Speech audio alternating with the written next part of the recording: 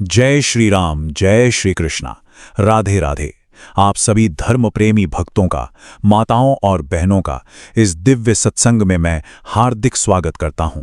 आज हम उस परम पवित्र विषय पर चर्चा करने जा रहे हैं जो सीधे सीधे परमात्मा की सृष्टि लीला से जुड़ा हुआ है। मेरी समस्त गर्भवती माताओं को दंडवत प्रणाम। आज इस सत्य को अपने हृदय में अंकित कर लीजिए।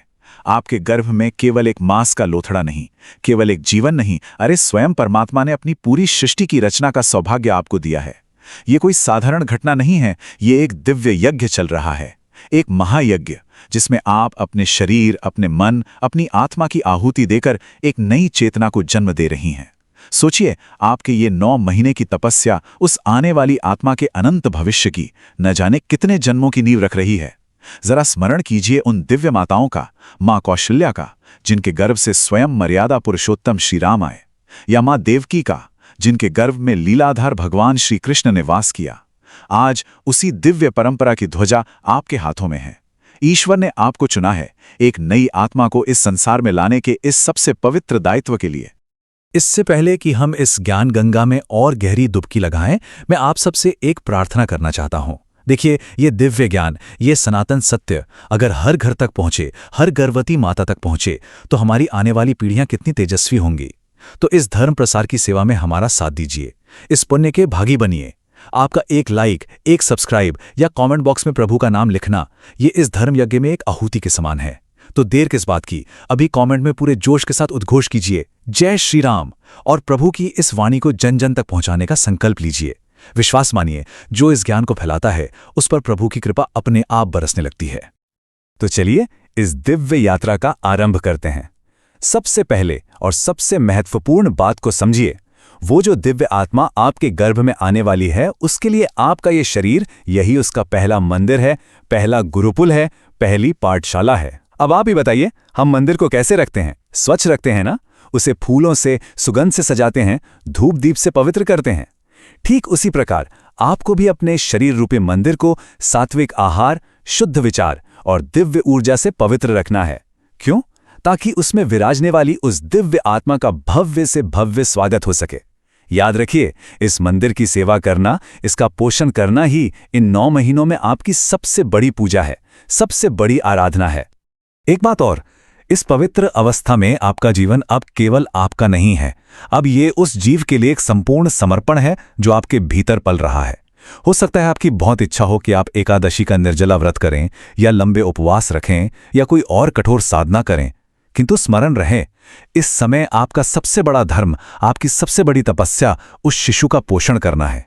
आपका त्याग अब इस रूप में है कि आप अपनी व्यक्तिगत इच्छाओं से भी पहले, अपनी साधना से भी पहले उस जीव की जरूरतों को रखें।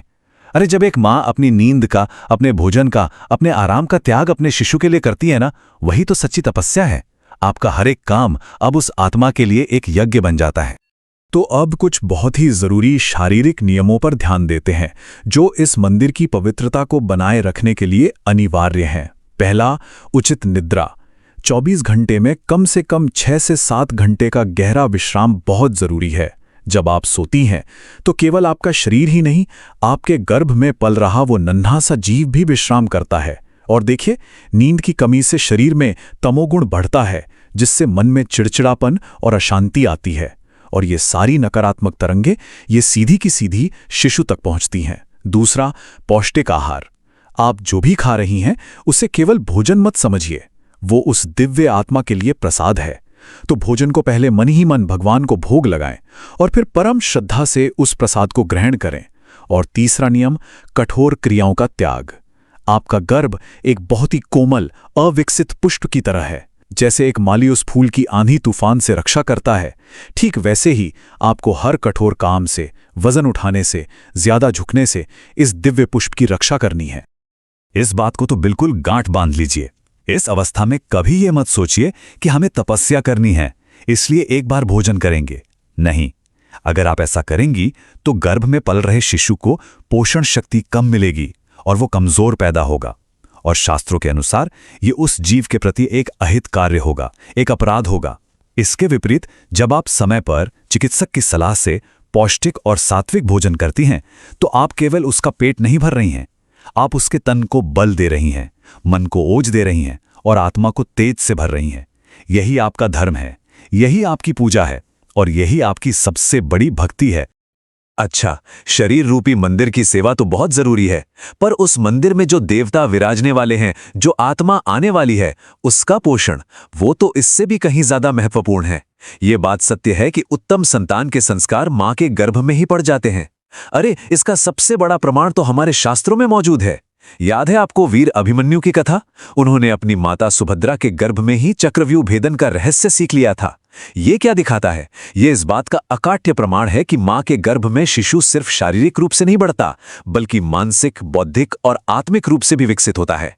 आपके विचार, आपकी भावनाएं, आपकी वाणी, सब कुछ उस शिशु के कोमल मन पर छपता जा रहा है।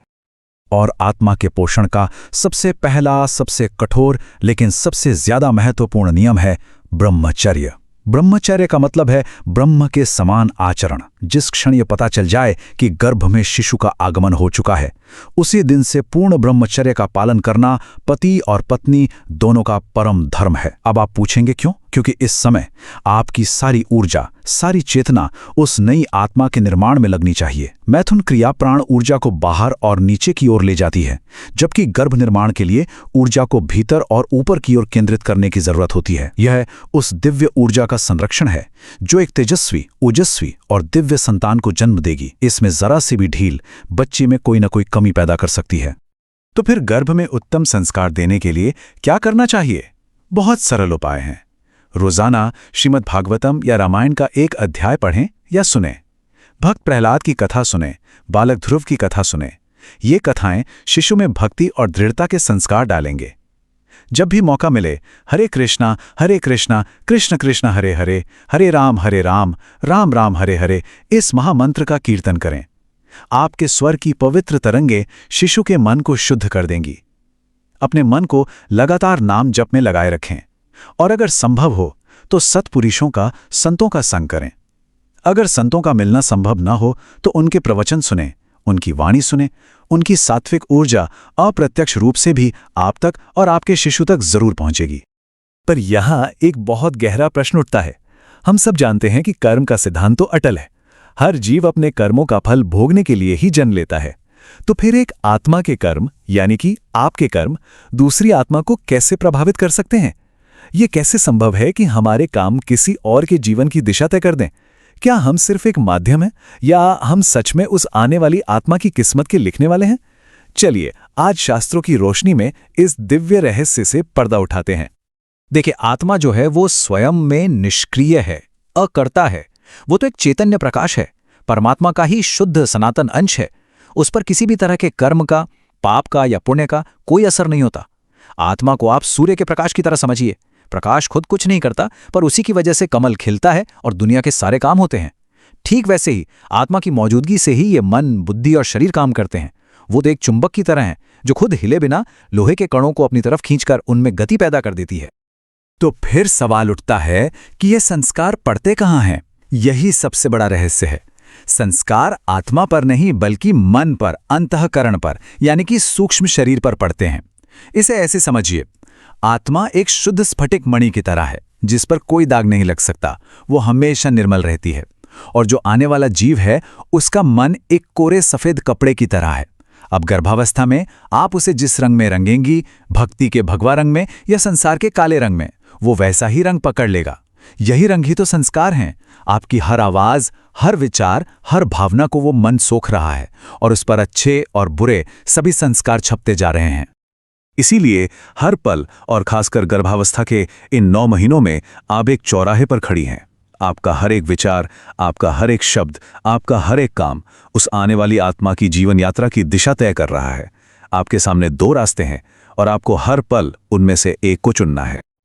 एक है सतमार्ग, यानी सत्य का मार्ग, जहां सुबह की पहली किरण के साथ प्रभु का नाम लिया जाता है, जहां सात्विक भोजन की सुगंध आती है, जहां कानों में शास्त्रों की अमृत वाणी पड़ती है।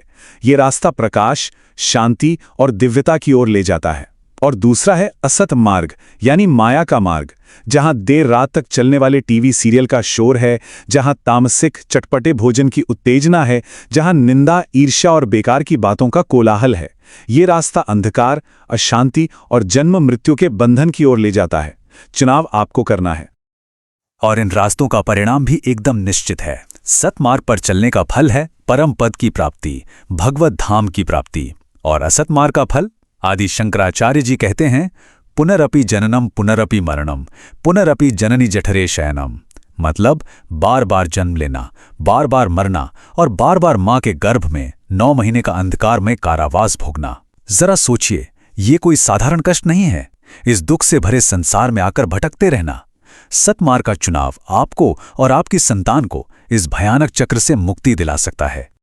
हे दिव्य आत्मा, इस बात को हमेशा याद रखिए, आप उस कुम्हार की तरह हैं जो गीली मिट्टी को आकार देता है।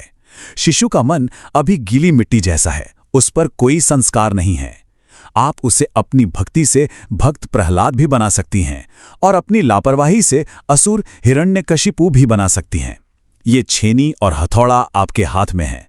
आपकी सात्विक विचार आपकी छेनी है और आपका धर्माचरण आपका हथौड़ा है। आपके आज के ये छोटे छोटे निर्णय, आपका भजन करना, आपका अच्छा सोचना, आपका आहार विहार, यही सब मिलकर आपकी संतान का अनंत भविष्य लिखेंगे। आप ही उसकी नियति की सच्ची शिल्पकार हैं। तो आज अभी स्वयं से ये प्रश्न पूछिए, आप अपनी संतान को कौन सी विरासत देकर जाना चाहती हैं? जब वो संतान बड़ी होगी तो आप क्या चाहेंगी कि वो आपको आपके दिए हुए बैंक बैलेंस या प्रॉपर्टी के लिए याद करे, या आपके दिए हुए भगवत विश्वास और उत्तम संस्कारों के लिए याद करे? देखिए, सांसारिक वस्तुएं, धन दौलत, ये तो एक दिन नष्ट हो जाएंगी, पर आपके दिए हुए ये दिव्य संस्कार जन्म जन्मांतर तक उसकी आत्मा की रक्षा करेंगे, उसे हर संकट से बाहर निकालेंगे। तो निर्णय आपका है। आप उसे ये नश्वर संसार देना चाहती हैं या संस्कारों का शाश्वत सार देना चाहती हैं? ऐसे ही दिव्य ज्ञान को लगातार प्राप्त करने के लिए इस वीडियो को लाइक करें, चैनल को सब्सक्राइब करें और कमेंट बॉक्स में जय श्री राम लिखकर प्रभु के चरणों में अपनी हाजिरी जरूर लगाएं। प्रभु श्री राम आपकी और आपके गर्भ में पल रही दिव्य आत्मा की सदैव रक्षा करें। मां यशोदा का वात्सल्य और मां कौशल्या के धर्म का आशीर्वाद आपको मिले। इसी मंगल कामना के साथ राधे राधे।